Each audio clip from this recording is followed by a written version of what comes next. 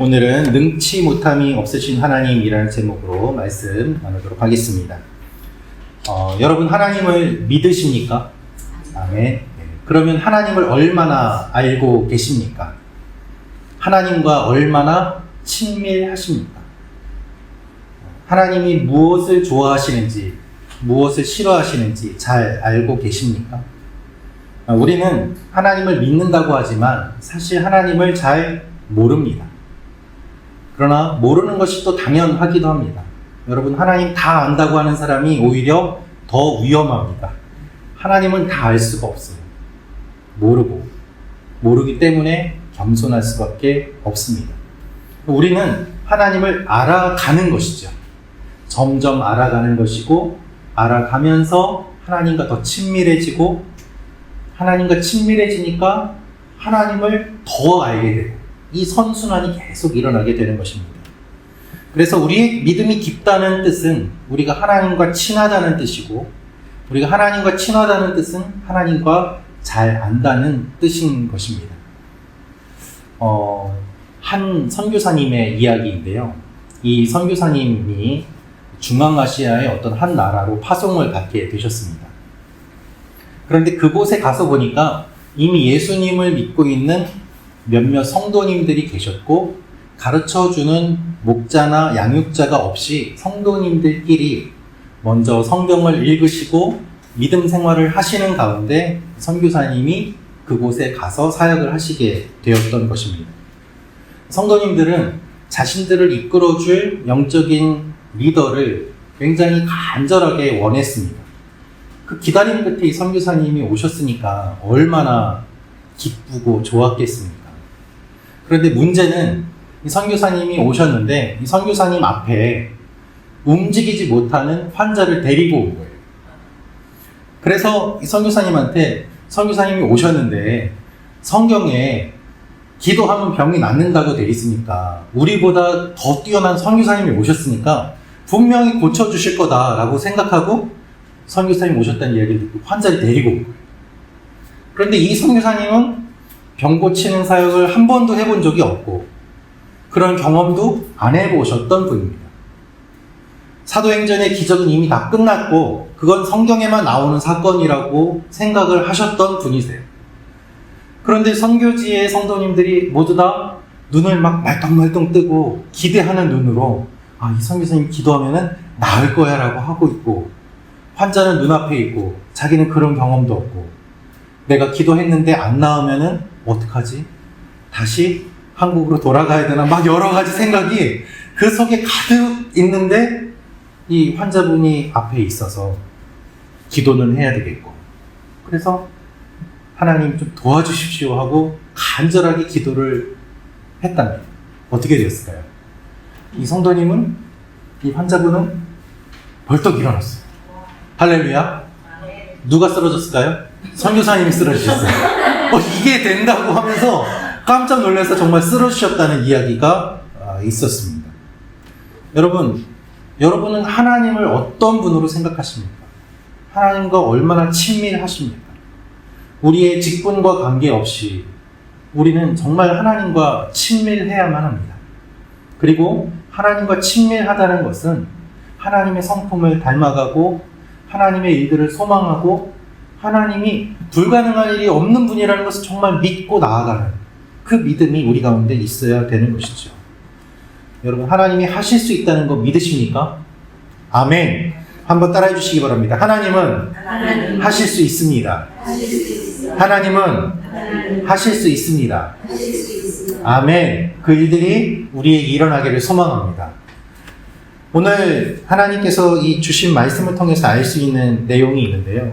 그 첫 번째는 무엇인가 하면 하나님의 말씀을 우리가 들을 수 있는 방법입니다. 창세기 18장 4절에서 6절 말씀 다시 한번 읽어보도록 할 텐데요. 18장 4절에서 6절 말씀 같이 읽겠습니다. 시작.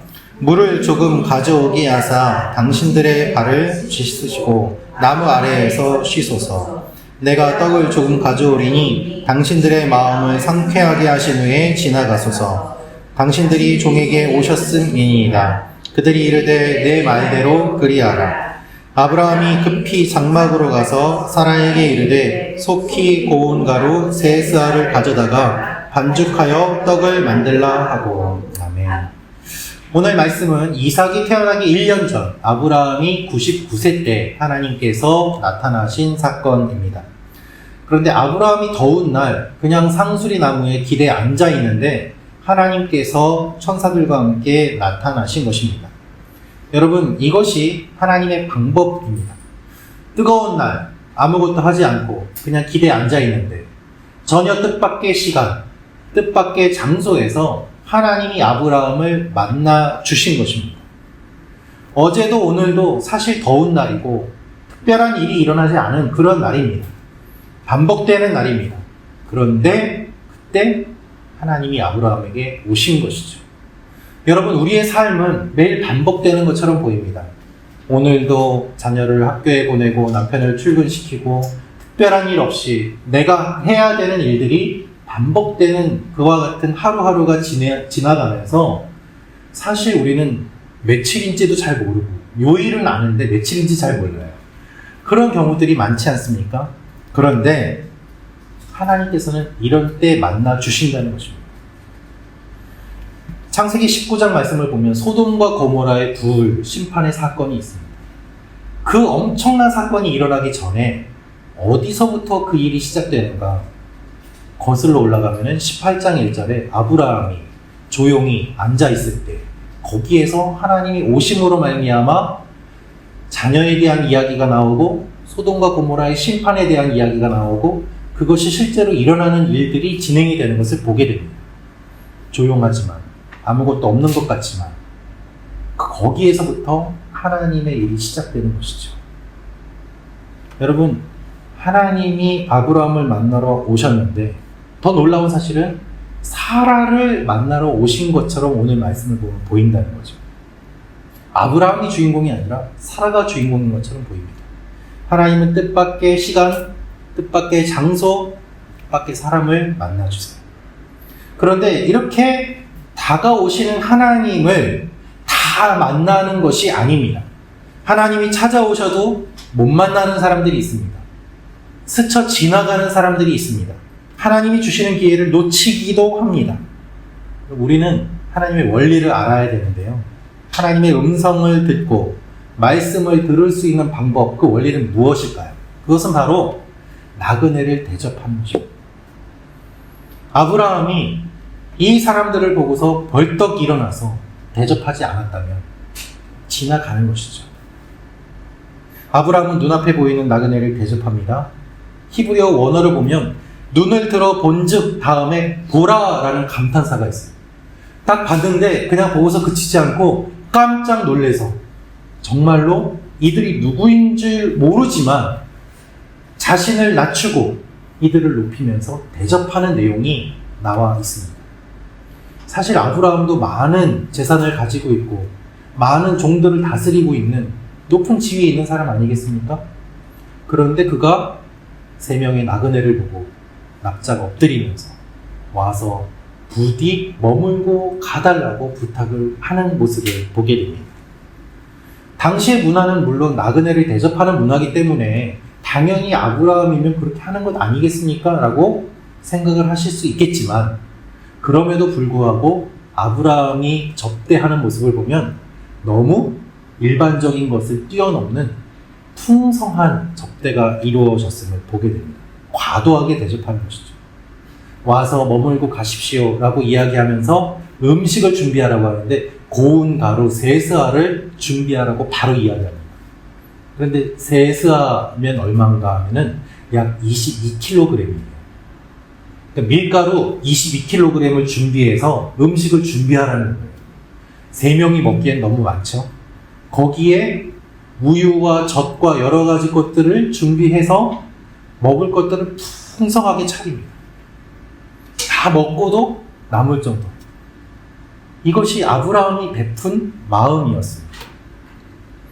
여러분, 이렇게 하니까 하나님을 맞이하게 되고 섬기게 되고 놀라운 이야기를 듣게 되는 것이죠. 우리가 어떻게 하나님의 말씀을 들을 수 있을까요? 그것은 나그네를 섬김으로 가능합니다. 여러분, 우리의 나그네는 누구일까요? 문자적으로는 외국에서 온 이방인 노동자가 될 수도 있고 탈북민이 될 수도 있습니다. 더 넓게 보아서는 우리의 이웃 모두가 인생을 살아가는 나그네입니다. 이웃을 대접하고 사랑하고 손을 베풀면 하나님의 음성을 듣게 되는 것입니다. 성경 곳곳에 나그네를 잘 대접해 주라고 하나님 말씀하셨습니다. 너희도 애굽 땅에서 이방인이고 나그네였던 것을 기억해라. 그리고 그것을 기억함으로 너희도 나그네를 잘 대접해야 된다. 하나님이 성경 곳곳에 이 원리를 말씀하셨습니다. 여러분, 우리도 이 원리를 기억하며 하나님의 음성을 듣는 방법을 실천하는 귀한 일들이 일어나기를 축원합니다. 이 일이 일어난 다음에 어떻게 되었는가? 하나님이 사라에게 약속을 주세요. 우리 9절에서 12절 말씀 같이 읽도록 하겠습니다. 시작. 그들이 아브라함에게 이르되 내 아내 사라가 어디 있느냐? 대답하되 장막에 있나이다. 그가 이르시되 내년 이맘때 내가 반드시 내게로 돌아오리니 내 아내 사라에게 아들이 있으리라 하시니 사라가 그 뒤 장막 문에서 들었더라. 아브라함과 사라는 나이가 많아 늙었고 사라에게는 여성의 생리가 끊어졌는지라. 사라가 속으로 웃고 이르되 내가 노쇠하였고 내 주인도 늙었으니 내게 무슨 즐거움이 있으리요. 아멘. 하나님과 천사가 사라를 찾습니다. 왜 찾을까요? 우리는 아브라함이 섬긴 것으로만 알고 있지만 또 오늘 본문을 보면 하인들이 음식을 준비한 것으로 알고 있지만 사실 사라가 또 진두지휘를 다 뒤에서 하지 않았겠습니까? 모든 것은 사라의 몫입니다, 사실. 아브라함이 막 준비해서 반죽하고 그렇게 한 것만은 아니죠. 그러니까 아브라함이 섬겼다고 하더라도 결국 사라도 같이 섬긴 것입니다. 하나님은 그것을 아세요. 사라를 찾으세요. 사라를 부르세요. 그런데 여러분, 오늘 말씀을 보면 좀 재미있는 장면이 있습니다. 하나님이 사라를 찾으시는데 어떻게 되어 있는가 하면 사라가 어디 있느냐 할 때 아브라함이 장막에 있나이다 라고 이야기를 합니다. 즉 하나님과 사라는 서로 얼굴을 보고 이야기하는 것이 아니죠. 하나님과 아브라함은 지금 대면하여 이야기를 하고 사라는 장막 뒤에 있습니다. 그래서 여기에서 하나님이 말씀하시는 것을 장막 뒤에서 사라가 듣고 있는 그와 같은 상황입니다. 당시에 여성과 남성이 같은 자리에 있는 것이 불편한 문화였기 때문에 그럴 수 있을 것입니다. 하나님은 사라가 장막 뒤에 있으니까 듣도록 큰 소리로 말씀하시는 것입니다. 사라가 없는 자녀가 없는 사라에게 무엇이라고 말씀하십니까? 내년에 아들이 있으리라. 내 아내 사라에게 아들이 있으리라. 내년 이맘때 내가 올 것인데 그때는 반드시 아들을 낳을 것이다. 여러분, 내년에 아이를 낳으려면 올해 잉태해야 되잖아요. 그렇죠? 그런데 10절 보면 10절에 하나님이 말씀하실 때 사라가 그 뒤 장막 문에서 들었더라 라고 되어 있습니다. 근데 12절에는 어떻게 되어 있을까요? 사라가 속으로 웃고 이르되 라고 되어 있어요. 그래서 10절에 하나님 말씀하시고 12절에 사라가 반응하는데 그 가운데 11절에 뭐가 있을까요? 11절 한번 읽어주십시오.